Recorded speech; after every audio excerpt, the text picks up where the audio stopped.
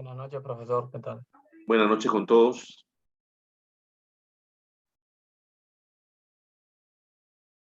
Buenas noches, profesor. Sami, ¿cómo estás? ¿Qué tal?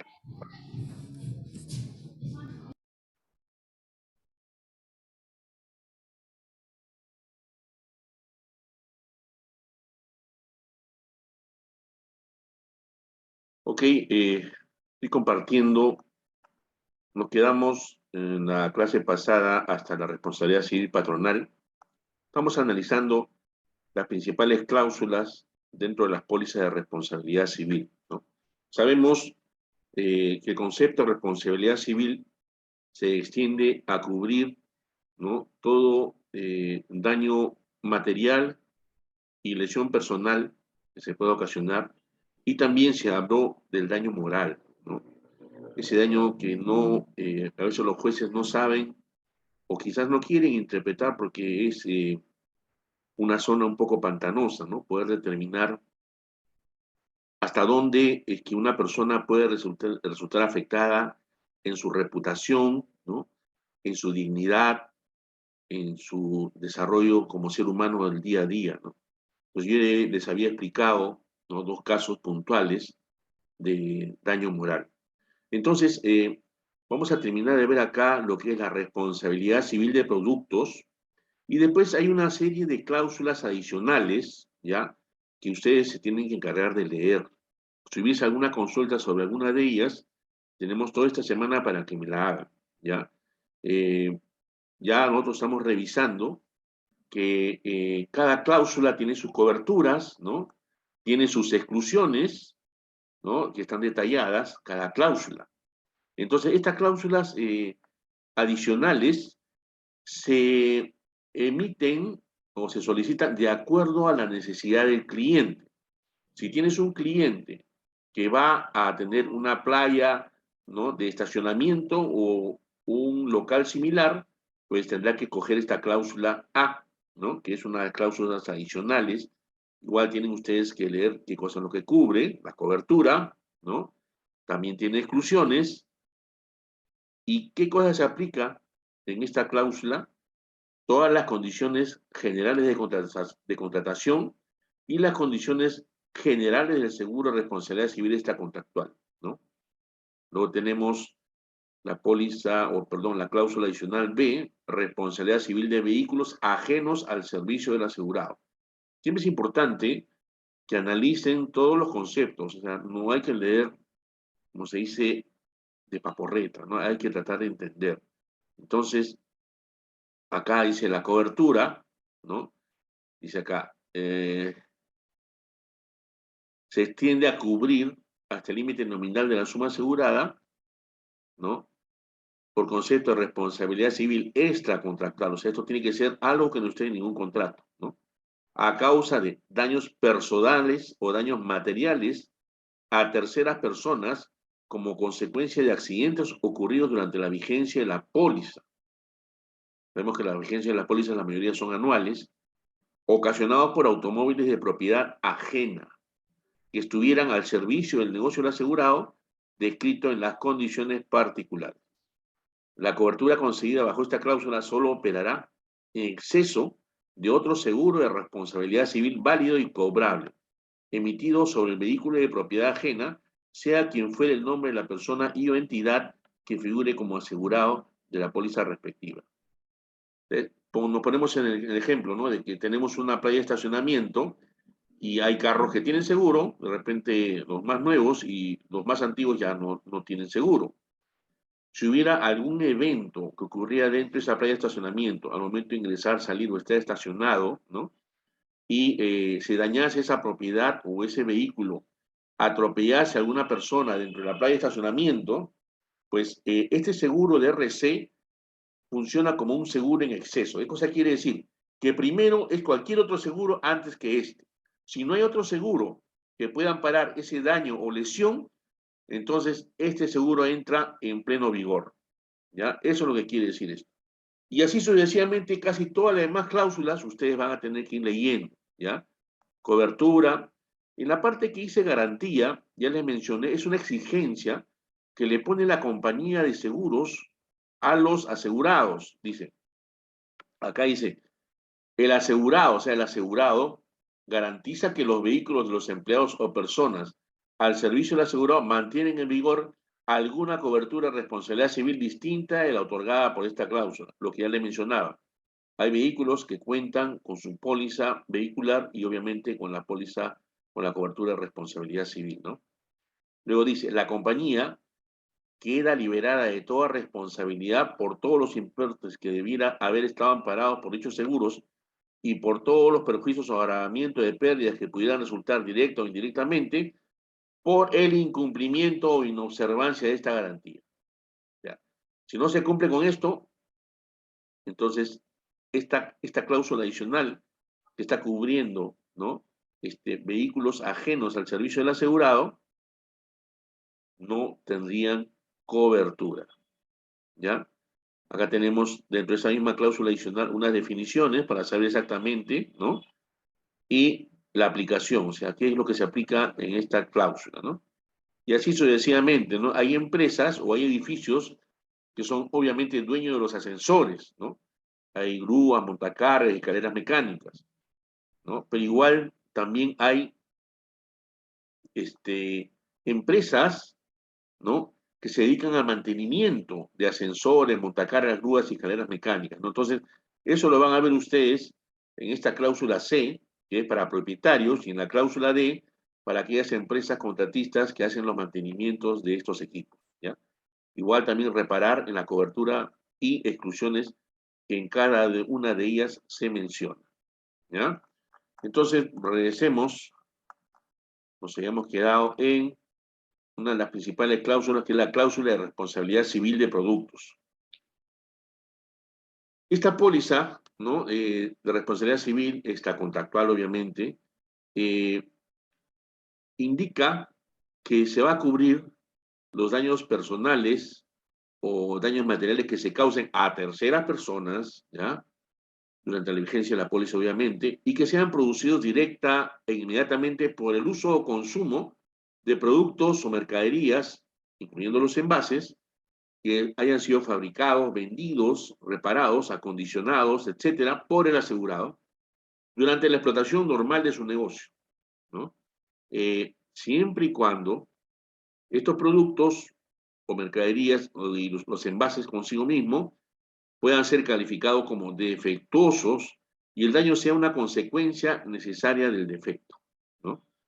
Se considera defectuoso un producto cuando por error en el diseño, fabricación, advertencia o instrucciones no ofrece la seguridad a la que una persona tiene legítimamente derecho al utilizarlo para los fines previstos, considerando el momento y circunstancias que fue puesto en circulación.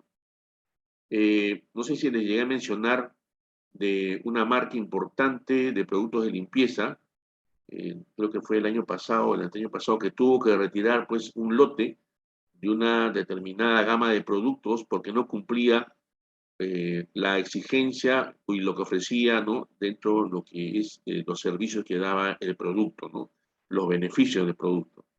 Entonces se tuvo que retirar, y sobre todo fue por el tema de que había aparecido también esta pandemia, ¿no? Y necesariamente se tenía que demostrar que esos productos podían efectuar la limpieza casi total, que era lo que ellos pregonaban en su publicidad, ¿no? Ahora, las exclusiones en esta cláusula, ¿no? Dice, además de las que están previstas en el condicionado general del seguro contra responsabilidad civil extracontractual, esta adicionalmente tiene las siguientes exclusiones, ¿no? Los daños que provengan de productos que hayan salido del ámbito del control del asegurado antes de la entrada en vigencia de la presente cláusula. Si ellos despacharon, ¿no? Una cantidad de productos antes de tomar la póliza, no van a ser responsables, sino a partir de la vigencia de la póliza o de la inclusión de esta cláusula. Daños causados por productos mientras tales productos se encuentren bajo el cuidado, control y o custodia del asegurado. Obviamente, pues el asegurado tiene que tomar todas las providencias del caso para que sus productos que sean entregados cumplan a cabalidad con todas las reglamentaciones de salubridad, ¿no? Que piden el mercado. Daños que sufre el propio producto defectuoso u otros productos del asegurado. La responsabilidad asumida por el asegurado como consecuencia de garantías de calidad o de buen funcionamiento o de indemnización o cualquier otra clase. Daños y perjuicios provenientes de la insuficiencia de los productos para desempeñar la función para la que fueron fabricadas, modificados, reparados, vendidos o distribuidos. Este fue el caso de esa empresa que les mencionaba. Seguimos con las exclusiones. Daños o perjuicios causados por defectos, ¿no?, que sean evidentes y que debieron ser detectados por el asegurado en el momento que se fabricó, se modificó o se reparó en la venta o distribución del producto, ¿no? Daños y perjuicios ocasionados por productos respecto de los que el asegurado no haya cumplido durante los procedimientos de su fabricación, modificación, reparación, venta y o distribución, con la estricta observancia de las normas legales, técnico-administrativas y o de cualquier otro tipo que fuesen aplicables a la fabricación, modificación, reparación, venta y o distribución de tales productos, ¿no? Por ejemplo, ahora tenemos los productos que son para alimento, ¿no?, de consumo humano, tienen que tener pues los octógonos, ¿no?, los famosos octógonos, alto en sodio, alto en azúcar, ¿no? Y así, entonces, ningún producto que se expende ahorita en el mercado debe dejar de llevar ese octógono, que es una advertencia, ¿ya? Igual también como antes se sacaba para el tema de los cigarros, esto ya se hizo extensivo para los alimentos, ¿no? Igual también para las bebidas, ¿no? Beber en exceso puede causar graves consecuencias para la salud y la vida, ¿no? Eh, Gastos incurridos y o reclamos a causa de retirar del mercado, inspeccionar, reparar o restituir los productos fabricados, vendidos y o distribuidos por el asegurado. Esto no estuvo coberturado para el caso de esa empresa que les he mencionado. Expendio de productos vencidos, ¿no? Ya también les comenté, siempre cuando vayan a los mercados, revisen siempre el vencimiento de los productos. Y no solamente eso, sino que al momento que llegas a pagar a caja, anota el costo de cada producto, porque a veces, y me ocurrió varias veces, ¿ah?, y yo no sé si que le pasa a ustedes, que cuando vas a comprar, lo sacas del estante, dice un precio, llegas a caja y le están cobrando otro precio que es a veces mayor. Entonces, señores, eso se llama estafa, ¿ya? Y eso tenemos que reportarlo y reclamar en el momento adecuado.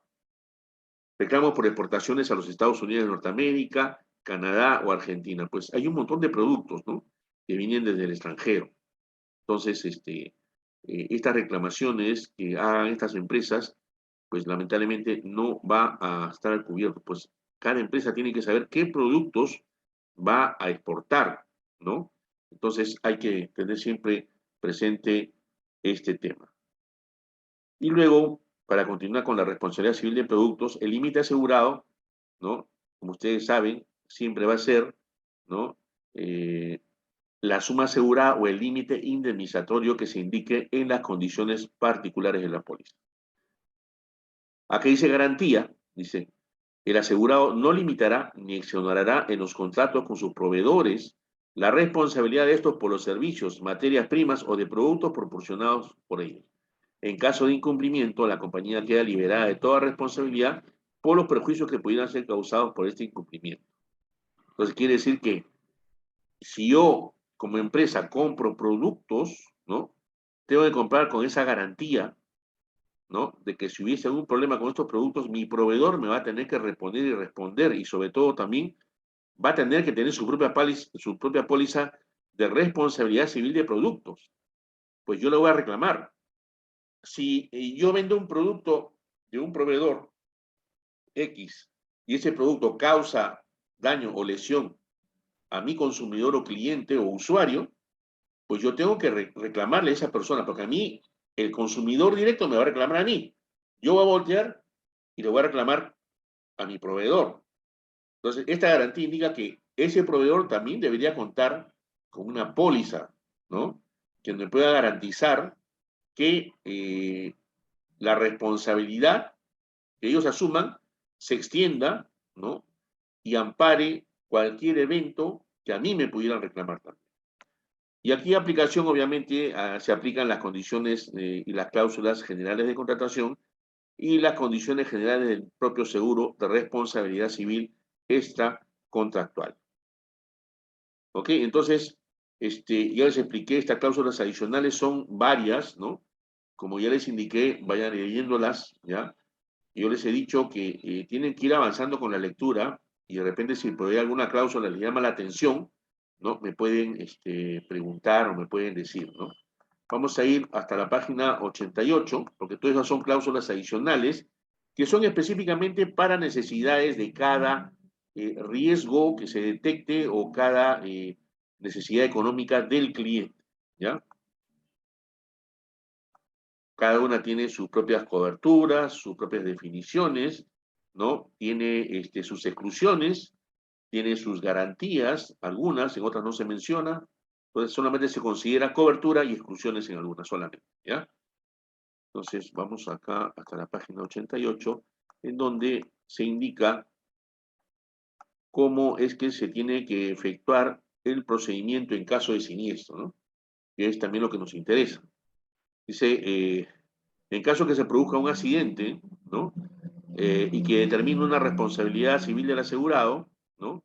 O que en caso del asegurado reciba un tipo de reclamación, sea verbal, escrita, o que haya tomado conocimiento, ¿no? Que se pudiese derivar en algún tipo de reclamación contra él, el asegurado está obligado a notificar e informar a la compañía en un plazo no mayor de 3 días de haberse producido cualquiera de estas situaciones que están previstas, ¿no? Si se recibe alguna comunicación, aviso, notificación, citación, reclamación, ¿no? O en general cualquier otro tipo de documento o nota relacionada con los hechos en materia de la reclamación, el asegurado tiene que informar y remitir dicho documento a la compañía dentro de las 72 horas siguientes de haberlo recibido. O sea, no se tiene que quedar encajonado. Esa es la labor del corredor de seguro, decirle, oye, ¿sabes qué? Recibes cualquier reclamo del tercero afectado o el que se esté reclamando, tenemos que pasarla antes de las 72 horas a la compañía de seguros. No te quedes dormido con los documentos, porque si te pasa de ese tiempo, pues ya estás infraccionando el procedimiento, ¿no? Del caso de siniestro, ¿no? Entonces, máximo tenemos 72 horas de haberlo recibido para trasladarlo a la compañía y hacerle su conocimiento, ¿no? Igualmente, dentro de este mismo plazo, se tiene que transmitir cualquier reclamación, información verbal o escrita de la cual se siga tomando conocimiento, ¿no? Se tiene que proporcionar a la compañía de seguros toda información, documentación y cualquier ayuda que ésta requiera para que se puedan determinar las causas o circunstancias del accidente y los daños materiales o personales, así como establecer las responsabilidades en la magnitud de los daños y pérdidas, ¿no? Después se tiene que contestar de manera oportuna toda notificación notarial, administrativo o judicial y se tiene que hacer valer el legítimo interés económico y moral que le corresponde, ¿no? Cuando la compañía se lo solicite o cuando el mismo asegurado hubiera sido citado en juicio, debiendo en ambos casos coadyuvar en la defensa y asistir a todas las diligencias a las que fuera citado. Se tiene que abstener de celebrar negociaciones, acuerdos, reconocimientos de obligaciones, transacciones o de culpa sin previa autorización escrita de la compañía. Se tiene que abstenerse de incurrir en gastos, ¿no? O comprometerse a hacer algún tipo de pago, salvo los gastos ineludibles para la atención de los heridos en hospitales o clínicas, así como los gastos de sepelio, ¿no? Se tiene que contratar oportuna y diligentemente el abogado que haya sido designado en coordinación con la compañía de seguros. Si la compañía de seguros decide asumir el control de la defensa del asegurado, tiene que recomendar o encomendar en forma oportuna el patrocinio del caso al abogado designado por la compañía, cuando ésta se lo solicite, y poner a disposición, ¿no?, de ésta toda la información y documentación que se le requiera. Si la compañía fuera emplazada directamente por el tercero, el asegurado está obligado a salir a juicio, haciendo valer el ilegítimo interés económico y moral que le corresponde en el momento que la compañía se lo solicite. A veces ocurre que los terceros se averiguan que el asegurado está en tal compañía y se van directo contra la compañía. La compañía voltea y le dice, asegurado, mira, me están reclamando por un tema tuyo. A ver, sal tú a defenderte, ¿no? El incumplimiento del asegurado de cualquiera de estas cargas y obligaciones dará lugar a la pérdida de los derechos de indemnización. O sea, es importante cumplir con todo lo que se indica en esta parte, ¿no? No obstante, la pérdida de estos derechos está limitada a los perjuicios causados a los intereses de la compañía por la carga u obligación incumplida. Presentar dentro de los 30 días calendarios siguientes de ocurrir el siniestro una declaración detallada de todos los demás seguros vigentes de responsabilidad civil al momento, ¿no?, del evento.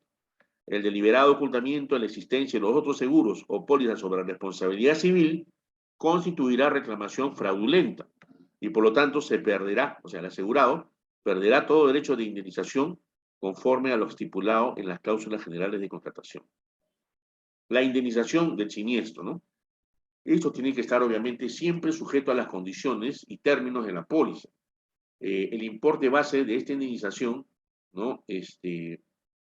Corresponderá primero a las indemnizaciones que el asegurado haya efectivamente pagado a terceros en virtud de una sentencia judicial ejecutoriada o de una transacción expresamente autorizada por la compañía, ¿no? A veces ocurre que hay una sentencia y el asegurado tiene que pagar, o sea, paga y obviamente pues, después voltea hacia la compañía de seguro y dice, oye compañía, ya pagué, hay una sentencia ejecutoriada, yo soy el responsable, devuélveme la plata que he pagado. O si no, entras en una especie de transacción con la tercera parte, pero tú tienes que informarle de ello a la compañía de seguro, porque tú no puedes transar de manera directa con la compañía, o perdón, con la otra parte, sin conocimiento de la compañía. Entonces vas a tener que ir informando, mira, le ofrecí tanto, este tercero no acepta, le voy a subir un poquito más, ¿tú qué opinas? ¿De acuerdo? Se tiene que poner de acuerdo en los montos que se va a ofrecer y finalmente la compañía de seguro va a terminar autorizando una transacción extrajudicial, o sea, es antes de que se llegue al juicio. Entonces se llama aplicando el principio de oportunidad. Aquellos que han estudiado un poquito de leyes deben reconocer esa palabra. Eso se llama aplicar el principio de oportunidad. Pero obviamente siempre, siempre, toda acción de la póliza, toda acción del asegurado, se tiene que hacer siempre en consulta con la compañía de seguros. El asegurado no se puede disparar por sí mismo a efectuar cualquier tipo de transacción o reconocimiento de culpa. El monto pagado por concepto de costas y gastos judiciales o extrajudiciales, ¿no? Que fuera sentenciado el asegurado, eso también forma parte de la indemnización. Los honorarios y gastos pagados por el asegurado a los abogados que hubieran participado en su defensa judicial, en la medida que la compañía haya aprobado la designación de tales abogados y las condiciones de su contratación. Obviamente, pues hay abogados y abogados, ¿no? O sea, hay unos abogados que cobran mucho más caro, ¿no? Entonces, siempre igual, si tienen la cobertura de tener un abogado, pero siempre conversando con la compañía de seguros, no porque te dices, tengo un abogado, tengo cobertura de abogado, me van a reconocer todos los honorarios y gastos relacionados a mi defensa, yo voy a contratar, pues, no sé, pues a Nagasaki, pues, ¿no? Este pata que defiende siempre cuestiones imposibles, ¿no? Y me imagino que el costo de sus honorarios debe ser sumamente elevado. Entonces, si uno hace eso y no consulta con la compañía de seguros, de repente la compañía de seguros dice, ¿sabes qué? Yo tengo otro abogado que te lo voy a designar y yo no reconozco lo que tú has pagado, es el tema tuyo, y más bien tú sí tienes que coordinar con este abogado que sí es válido y yo convengo contigo para que él sea quien entre o salga en tu defensa, ¿no? Por eso siempre es importante consultar y estar pendientes de todo tipo de gestión que el asegurado haga para que no se dispare. Nosotros, como los corredores seguros, tenemos que estar un paso siempre adelante, consultando, preguntando y si es posible haciéndole seguimiento cuando ocurre un siniestro. Es ahí cuando nosotros es que tenemos que estar apoyando a nuestro cliente, ¿no?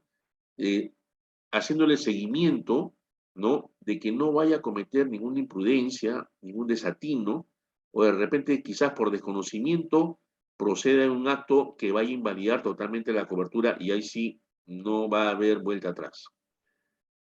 Los pagos que se han efectuado a las clínicas, ¿no? Hospitales funerarias, ¿no? U otros, siempre que estos hayan sido autorizados previamente por la compañía de seguros. El importe resultante de la sumatoria de los 4 numerales precedentes, lo que hemos leído, incluyen los gastos, los intereses legales que correspondan a los gastos pagados directamente por la compañía a clínicas, hospitales, funerarias, abogados, asesores u otros, ¿no? No se puede exceder el monto de la suma asegurada que está estipulada en las condiciones particulares.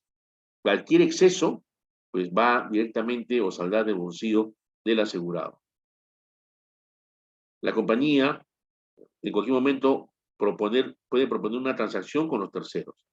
El asegurado tiene derecho a oponerse a esa transacción, sin embargo, si como consecuencia de esa oposición, la sumatoria del importe de la indemnización y todos los gastos resulta siendo mayores a los que hubiesen resultado si se hubiese realizado la transacción cuando se le aconsejó la compañía de seguros, el asegurado va a tener que asumir ese exceso. La responsabilidad máxima de la compañía respecto a todas las sumas pagadas a favor de uno o varios reclamantes, como consecuencia de un solo evento, no podrá en ningún caso y bajo ningún concepto exceder del límite de la suma asegurada fijada en la presente póliza. Todo accidente o serie de accidentes que provengan de un solo acontecimiento o que sean originados en una misma causa que produzca o pueda producir un daño material o personal a terceros, así como toda reclamación sea uno o de varios terceros que se deriven de un mismo accidente y constituyen un solo evento. Si el asegurado debiera soportar parte del daño causado al tercero, la compañía cubrirá los gastos, costas y costos del proceso solo en forma proporcional. Hay otro tipo de seguro de responsabilidad civil, como les había explicado. Hay un seguro de responsabilidad civil profesional o de I&O, que se llama errores u omisiones, o PLI, Professional Liability Insurance, o PI, Professional Indemnity. Es una forma de seguro que busca proteger a personas y empresas proveedoras de asesoría y de servicios profesionales, ¿no? Para asumir, ¿no? O sea, por asumir los costos de enfrentar acciones legales en conexión con su negligencia profesional por daños causados a sus clientes o usuarios, ¿no? La cobertura se basa en la pérdida financiera causada por el error o la omisión en la entrega de un servicio o producto. Este tipo de pólizas es obligatorio en muchos países, ¿no? Sobre todo para la rama médica, la rama legal, la rama de ingeniería.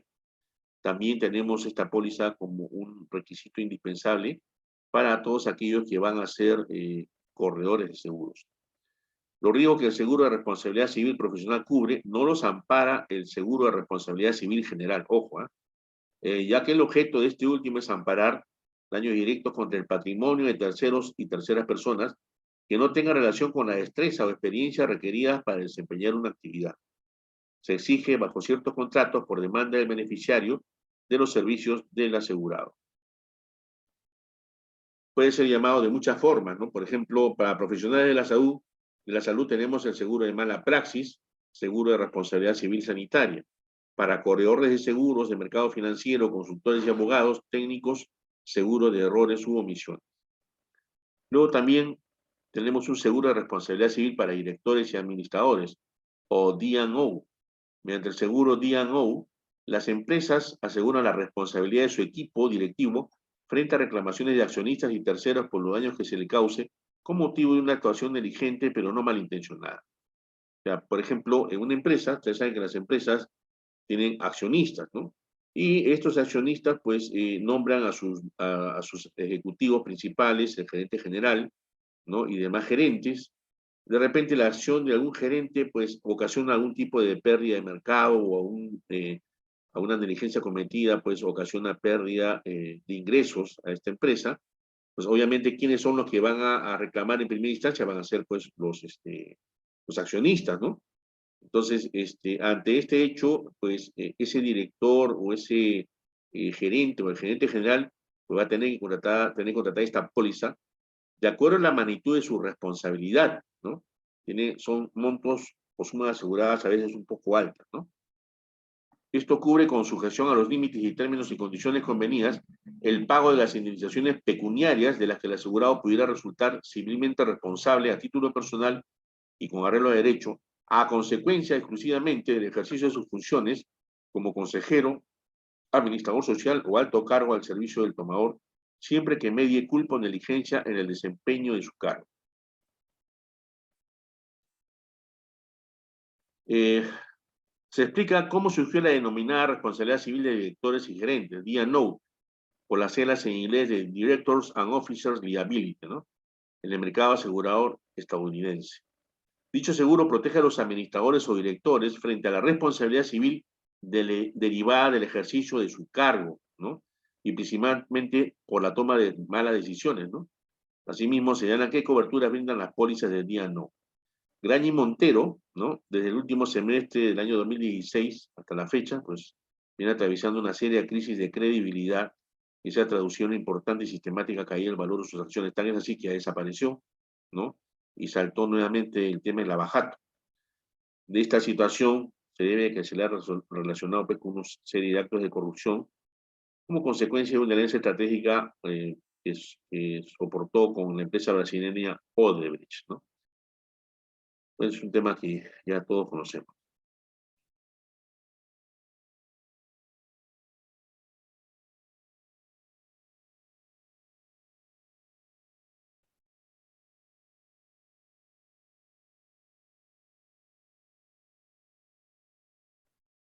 Aquí hay una lectura de otros tipos de seguro de responsabilidad civil.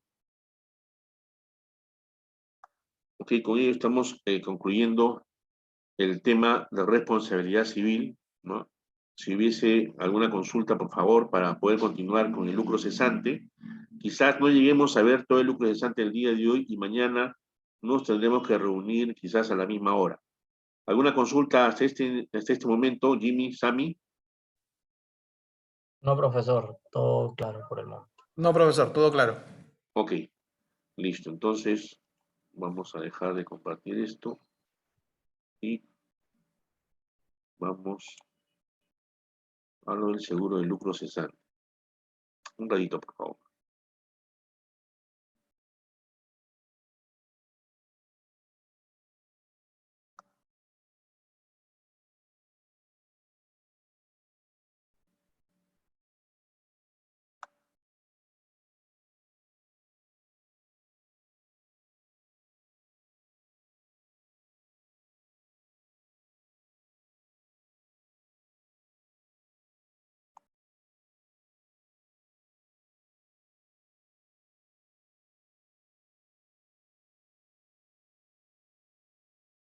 Ok,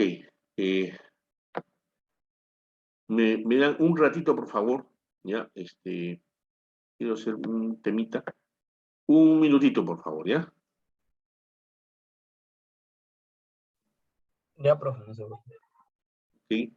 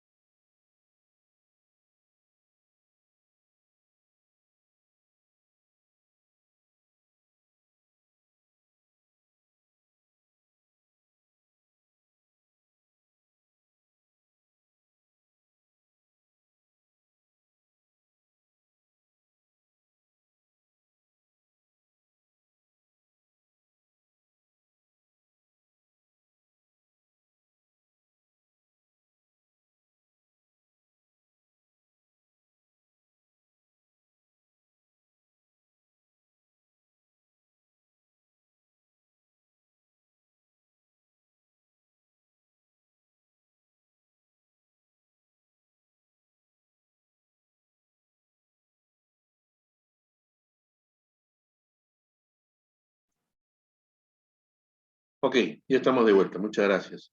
El lucro cesante, ¿no? Ya hemos explicado que este lucro cesante, el concepto de lucro cesante se refiere pues a aquella pérdida económica, ¿no? Que está como un efecto colateral del daño causado por el siniestro de incendio, ¿no? El seguro de lucro cesante entra a tener vigor, ¿no? Y a coberturar siempre y cuando el daño directo, el daño material, sea como consecuencia de una cobertura amparada bajo la póliza de incendio.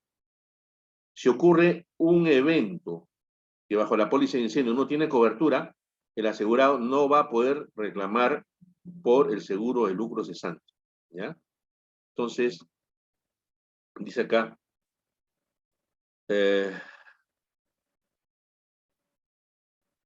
sabemos pues que el seguro de incendio protege los daños materiales en la pérdida del capital, ¿no? que sufre el asegurado.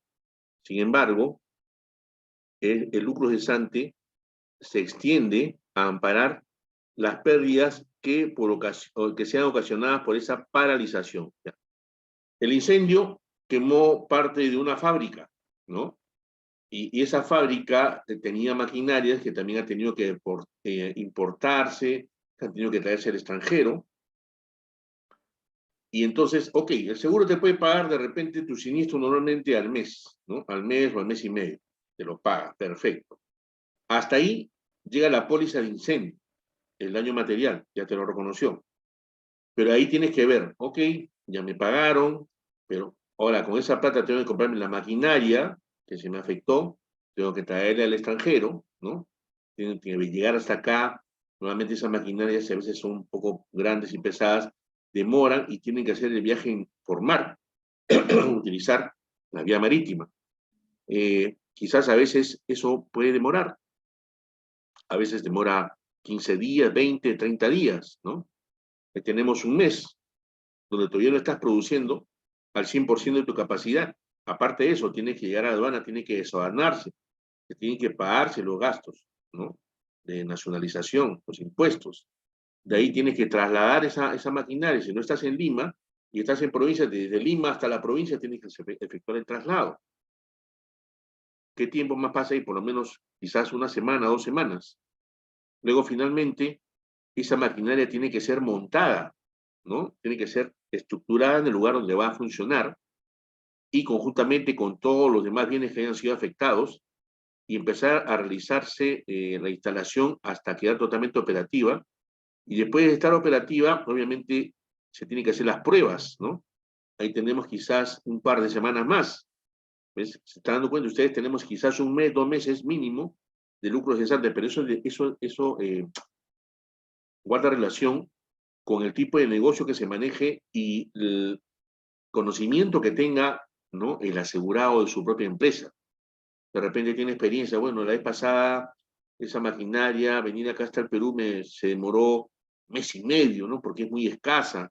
Y ahí acá la nacionalización demoró tanto. Entonces, más o menos tiene que ir determinando cuál sería la vigencia de su póliza de lucro cesante. Esa parte es sumamente importante que el asegurado lo sepa determinar con el apoyo del corredor de seguros, ¿ya? Entonces, avancemos. A ver.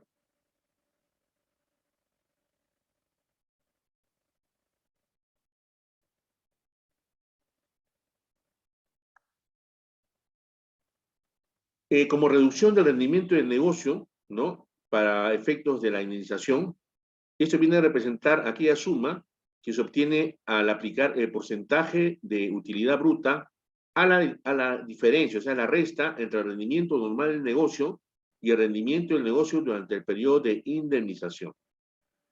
Los desembolsos extraordinarios, ¿no?, la suma indemnizable no debe exceder de la cantidad que resulte de aplicar el porcentaje de utilidad bruta a la reducción del rendimiento del negocio, en virtud del desembolso adicional que necesaria y razonablemente haya de incurrirse con el propósito de evitar o aminorar la reducción del rendimiento del negocio durante el periodo de indemnización.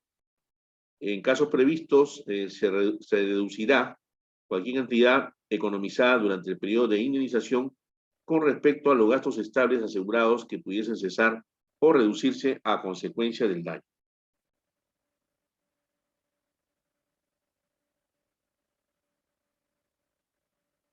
Aquí hay un consejo, ¿no?, que se indica, dice, para tener el amparo completo, ¿no?, de este lucro cesante y evitar tener que coasegurar proporcionalmente, porque si te quedas corto, de tu bolsillo va a tener que salir la otra parte que no has sabido tú en su momento valorar, ¿no?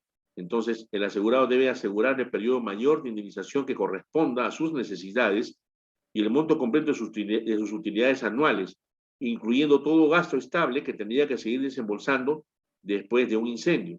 Ya les expliqué, ¿no?, que en caso de un lucro cesante, por ejemplo, esto se refiere, pues, lo que tienes tú que seguir pagando, ¿no? Los sueldos, el alquiler, la luz, el agua, los impuestos, ¿no? Eso no puedes dejar tú de pagar. Entonces, eso también forma parte de todo lo que puede afectar a una utilidad bruta anual, ¿ya?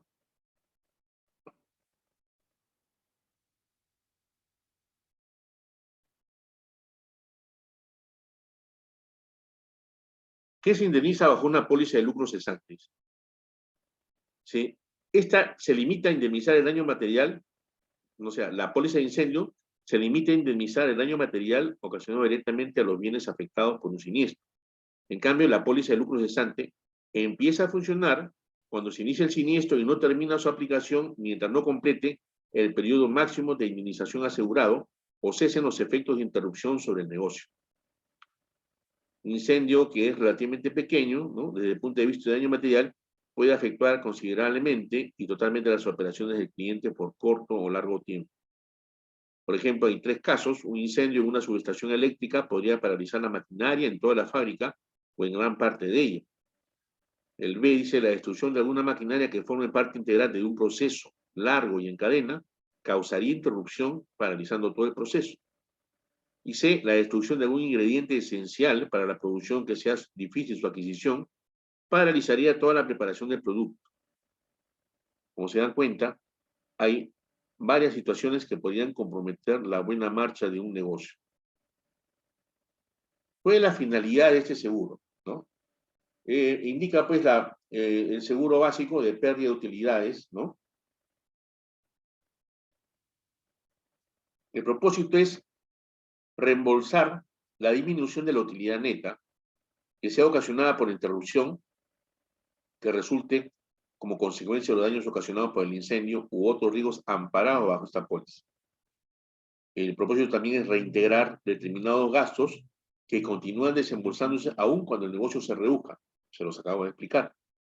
C, cargar con gastos adicionales incurridos razonablemente con el único fin de rehabilitar el negocio.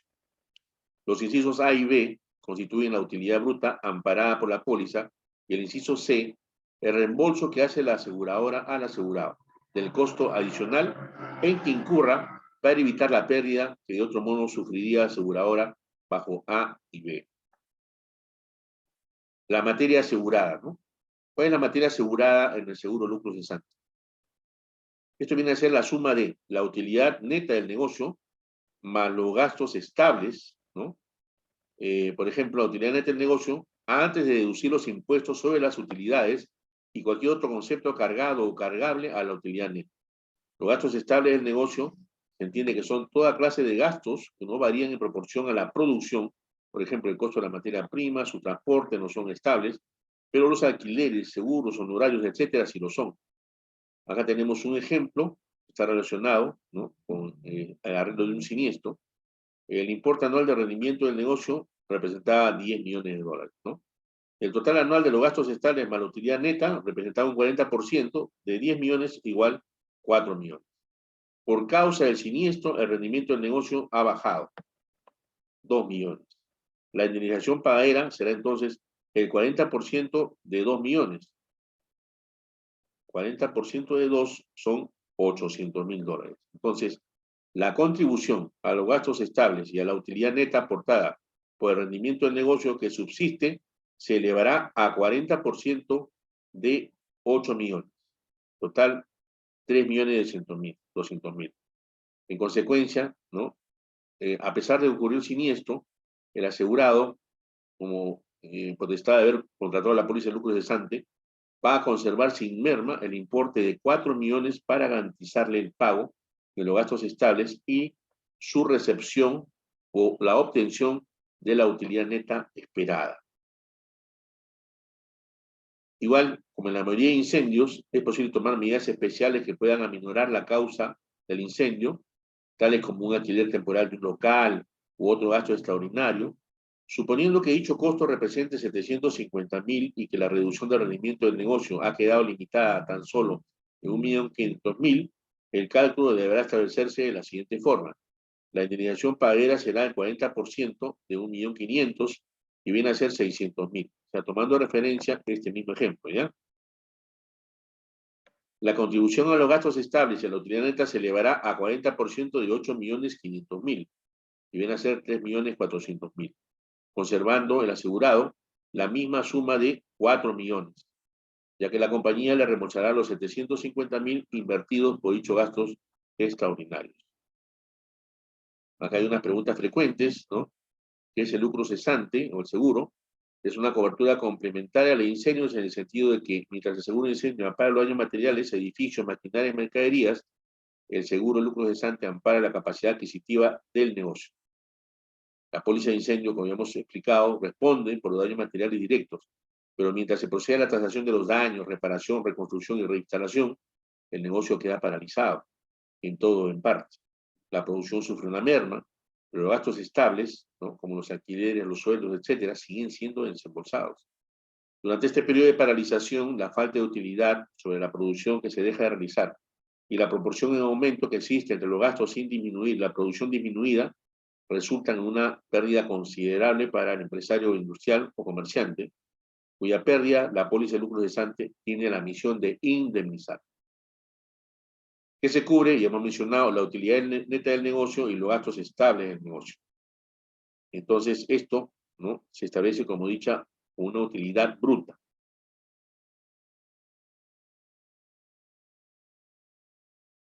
Hay otro ejemplo, dice, la producción anual de una industria antes del incendio es de $5 millones. Los gastos de producción, materia prima más transporte representan un 70%, o sea, 3.500.000. Los gastos estables son el 20% de 5 millones, que viene a ser 1 millón, y la utilidad neta después del incendio es 10%, 500.000. La producción durante el periodo de indemnización disminuye en 2.500.000. Los gastos de producción, todavía el 70% de la producción reducido, vienen a ser 1.750.000. Los gastos estables siguen igual en la cifra, en 1 millón, entonces se traduce esto en una pérdida neta de 250.000, compensada con la utilidad de 500.000 antes del incendio. La indemnización, por lo tanto, ha de ser de 750.000, o sea, la misma proporción, el 30% de la merma de la producción que la suma de los gastos estables y la utilidad neta. ¿Qué son los desembolsos extraordinarios? Normalmente, después de que ocurre un incendio, ¿no?, el propietario, comerciante o industrial gasta una serie de dinero para evitar la paralización, o cuando menos para reducir la paralización al mínimo posible. A veces alquila locales, alquila maquinarias provisionalmente y puede hacer trabajar horas extraordinarias o extras a sus trabajadores, ¿no? Entonces, o puede pedir también a sus competidores que le ayuden a cumplir con los pedidos que dejó en cartera, ¿no?, que no pueden aplazarse. Entonces, todos estos gastos también son compensados por la póliza de lucro cesante, ¿no? Pero desde luego, solamente hasta el importe de la utilidad bruta así evitada. Si la pérdida de utilidad bruta hubiera sido, digamos, desde 350.000, sin incurrir en dichos gastos, pero gracias a haber incurrido en ellos se redujera a 200.000, entonces la póliza responde los gastos hasta la diferencia, o sea, 550.000. ¿Qué es el periodo de indemnización y cómo se determina? Una vez extinguido el incendio, todos los daños materiales que hayan sufrido, ¿no?, queda nomás calcular, ¿no?, pero la pérdida de utilidad bruta comienza en aquel entonces y puede durar meses, ¿no? Por lo tanto, en el seguro entra el factor de tiempo, que es el periodo de indemnización según la definición incluida en la póliza. Es el periodo con todo desde la ocurrencia del daño que terminará no más allá de tantos meses después, durante el cual los resultados del negocio se hayan afectado por causa del mismo. El asegurado mismo es el responsable de elegir un periodo de indemnización adecuado. ¿Quién mejor que él, que está más capacitado para juzgar los probables efectos de un incendio en su negocio, ¿no?, y qué tiempo demoraría en poner a funcionar nuevamente en su capacidad del 100%? Es necesario tener que elegir un periodo de indemnización con cuidado, ¿no? Un periodo demasiado largo resulta pues el pago de una prima elevada, mientras un periodo demasiado corto pues puede dejar al asegurado insuficientemente amparado y obviamente para poder cubrir la diferencia va a tener que meter la mano al bolsillo, o sea, eso se llama coasegurarse. Cuando la suma asegurada es suficiente, ¿no? ¿Cuándo la suma asegurada es suficiente? Se tiene que determinar una cifra representativa de la utilidad bruta, utilidad neta más los gastos estables durante el ejercicio anual del negocio, ajustada como puede resultar necesario para reflejar la tendencia del negocio, ¿no?, en alta o en baja. Pues se tiene que recordar siempre que por la ocurrencia de un siniestro, el periodo de indemnización puede empezar a correr en cualquier momento durante la vigencia del seguro y que fácilmente puede tener que cubrir la utilidad bruta de un porvenir aún lejano. Por ejemplo, si la póliza de lucro cesante tiene vigencia del 15 de enero de 2017 al 15 de enero de 2018 y el incendio, cubierto bajo la póliza vigente de incendio, ocurre el 14 de enero de 2018 y el periodo de indemnización es de 12 meses, la póliza de lucro cesante tiene que responder hasta el 14 de enero de 2019.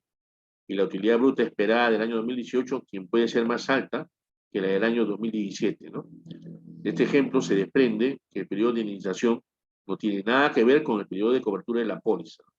Con tal que el incendio ocurra durante la vigencia de la póliza de incendio, la póliza de lucro cesante asume la responsabilidad del siniestro, aún en el caso de que deje de tener vigencia durante el periodo de indemnización. ¿Qué sucede si la suma asegurada es insuficiente, ¿no? Se aplica la regla proporcional, ¿no? Por ejemplo, si el asegurado al momento de hacer su análisis excluye determinados gastos estables, ¿no? Para hacerse responsable por el pago de su propio peculio, ¿no? De igual proporción de los desembolsos extraordinarios, vamos a suponer que la utilidad bruta es realmente 3 millones y que el asegurado ha optado por no asegurar los sueldos y jornales que suman 1 millón, la suma asegurada, por lo tanto, será de 2 millones. Si su reembolso es extraordinario para mantener el ritmo normal de producción o para minimizar la merma de producción a consecuencia del incendio, son 600.000, es evidente que la responsabilidad de la compañía bajo este concepto se limitará a 400.000 como máximo, como quiera que el desembolso de los 200.000 restantes ha sido efectuado para proteger los sueldos y jornales no asegurados. ¿Cuál debe ser la suma asegurada de gastos estables y utilidad neta, ¿no? Acá se tiene que considerar en una suma global por todos estos conceptos, ¿no? Sin embargo, los conceptos de gastos estables tienen que detallarse, ¿no? Y aún más, ante la posibilidad de olvidar un concepto de gastos, la póliza incluye el rubro de gastos varios que no debe exceder el 5% de los gastos estables detallados. Es como una especie de colchoncito que siempre se tiene que tener presente para cualquier eventualidad o olvido que se tenga al momento de hacer este cálculo. Si la pérdida de beneficios se deben a incendios ocurridos en locales ajenos al asegurado. Normalmente la póliza no cubre más que las consecuencias de un incendio ocurrido en los locales de la empresa asegurada, pero hay empresas que podrían experimentar una pérdida de utilidad bruta como consecuencia de un incendio en locales distintos o ajenos de la empresa. Entonces, esta extensión de riesgo puede ser igualmente cubierta por el seguro entre una prima adicional. Para estos casos, la inclusión correspondería a locales cuyo incendio puede imposibilitar e entorpecer el acceso a los locales del asegurado, locales donde se almacenan bienes pertenecientes al asegurado, ¿no? A veces hay empresas que tienen sus bienes en otros locales, ¿no? Locales de suministradores, desde los cuales se obtengan partes, componentes, bienes o materia o materiales, o donde estos se fabriquen o se manipulen, o donde se hagan trabajos por cuenta del negocio. Si nosotros dejamos de recibir todo ese aprovisionamiento, pues vamos a entrar en un lucro cesante, pues no vamos a poder hacer nuestra producción. Y eso no es un efecto directo de un siniestro que me ha golpeado a mí de manera directa, ¿no? Los locales donde se esté llevando a cabo un contrato, las centrales generadoras de electricidad, gas y agua, que suministran al asegurado sus necesidades correspondientes. Hay unos factores que se tienen que tomar en cuenta para obtener la suma asegurada. La utilidad bruta, para obtenerla se suma la utilidad neta, los gastos fijos, o sea, los que continúan a pesar de que la fábrica o el negocio está en periodo de paralización. El juego de inventarios cumple un rol importante. Para que la utilidad bruta anual sea más exacta, se tiene que tomar en cuenta el juego de inventarios, es decir, se tiene que restar a esta utilidad bruta las existencias de mercancías en bodega al primer día del año de ejercicio y sumar el valor de las existencias al último día del año. Porcentaje de crecimiento.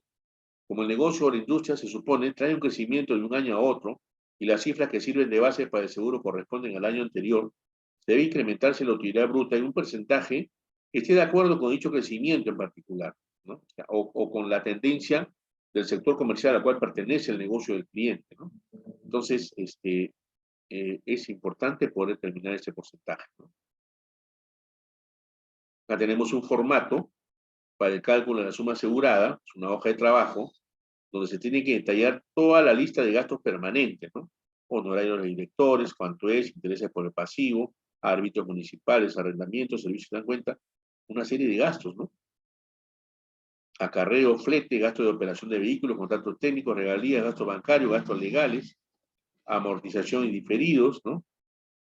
Hay también otros gastos diversos generales hasta el 5% del monto total de los especificados, los sueldos y jornales, que es muy importante.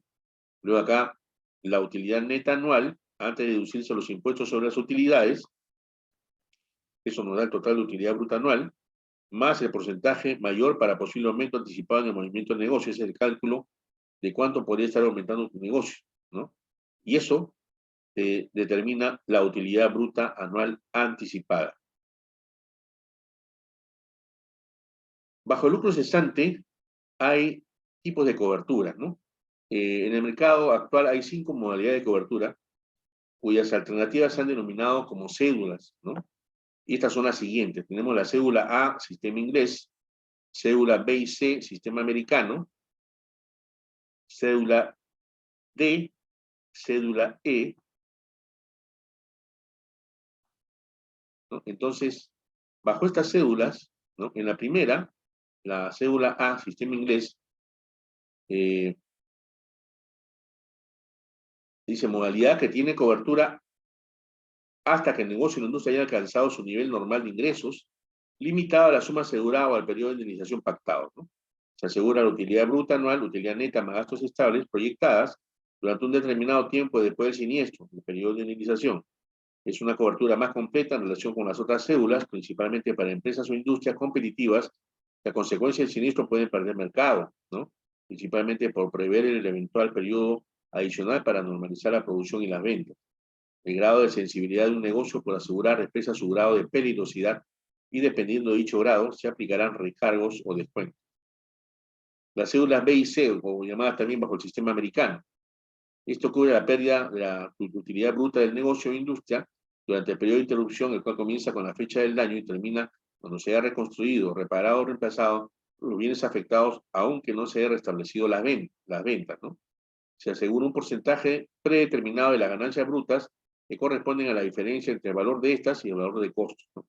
La cédula B se utiliza para riesgos industriales únicamente y la cédula C para riesgos comerciales únicamente. Se entiende que toda empresa tiene que calcular el costo de las materias primas que entran en la producción de sus compras para reventa y los servicios por ofrecer a su clientela. Este costo agregará los gastos de producción, conversión y distribución para preparar su servicio. Conocidas estas bases, se calculará el movimiento que esperas tener en un año, meses buenos con meses malos, y agregar los gastos de administración permanente y mercadeo, más un margen para las ganancias correspondientes al capital invertido y reservas para el futuro desarrollo de la empresa con todos los impuestos pagados. El total dividido por las unidades por producir o vender da el precio de venta por unidad. Otra forma de llegar al mismo fin es la de agregar a los costos un porcentaje fijo por artículo para cubrir los gastos de indemnización, distribución y mercadeo, previendo ventas suficientes para cubrir el real gasto permanente en el curso del año. Este porcentaje de recarga es a la vez un porcentaje de las ventas, del valor de la producción o de los servicios proporcionados. La cédula D indemniza un porcentaje adicional a los daños físicos, ¿no? Y solo es aplicable a negocios pequeños. Este porcentaje ha sido limitado a 33, un tercio, para riesgos industriales y al 25% para riesgos comerciales. En la cédula E se preestablece una indemnización diaria y se pagará de acuerdo a los días de interrupción del negocio y solo cubre los gastos estables. La indemnización diaria no deberá ser mayor al total de gastos estables entre 360 días y con un límite de indemnización diaria de 1 millón. Luego las exclusiones, que siempre sabemos que hay en toda póliza, dice, tiene excluido lo que es explosión distinta a la proveniente de incendio.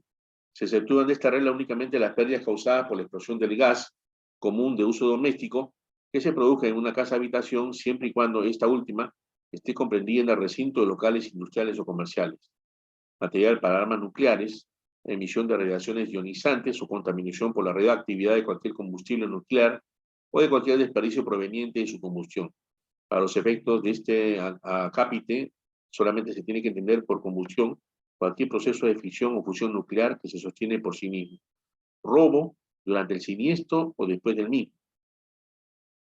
Incendio de bosques, selvas, monte bajo, praderas, fermentación, vicio propio o combustión espontánea, aparatos eléctricos, ¿no? La aseguradora no responderá por las pérdidas que resulten de una interrupción o de perturbación del negocio causada por daños y o desperfectos que sufran los aparatos eléctricos y o sus accesorios por una causa inherente a su funcionamiento o por variación en la provisión de energía a menos que provoquen incendio. Procedimiento en caso de siniestro, ¿no? Tiene que informar a la aseguradora dentro de un plazo de 3 días desde que ocurrió o lo conoció, ya sea telefónicamente o acercándose a cualquiera de sus oficinas, además de confirmarlo cuanto antes por escrito. Siempre se tiene que confirmar por escrito, ahora todo es por correo, ¿no? La omisión o retardo solo son excusables por fuerza mayor, caso fortuito o imposibilidad de hecho. Hacer y permitir que se adopten todas las medidas que sean razonablemente necesarias para disminuir o eliminar interrupción en el negocio por causa del daño, para evitar o reducir los perjuicios consiguientes, prestando la debida cooperación. La aseguradora está facultada para examinar las medidas tomadas por el asegurado y complementarlas según su criterio. Tenemos alumnos, bueno, por razones de tiempo tengo que quedarme acá porque ya tengo que empezar a las 9 con otro curso. Mañana les estaré llegando la invitación para concluir ese tema de lucro cesante, que es importante, y estaremos ya, estaré pasándole el link necesario para el día de mañana a la misma hora. ¿Ok? Bueno, sin más que ver, les agradezco su atención. Ya nos estaremos viendo el día de mañana a la misma hora. Muchísimas gracias por su atención. Ya nos vemos mucho. Cuídense, familia, ¿ya? Gracias, profesor. Hasta Gracias, luego. profesor. Hasta luego. Ya nos vemos. Cuídense.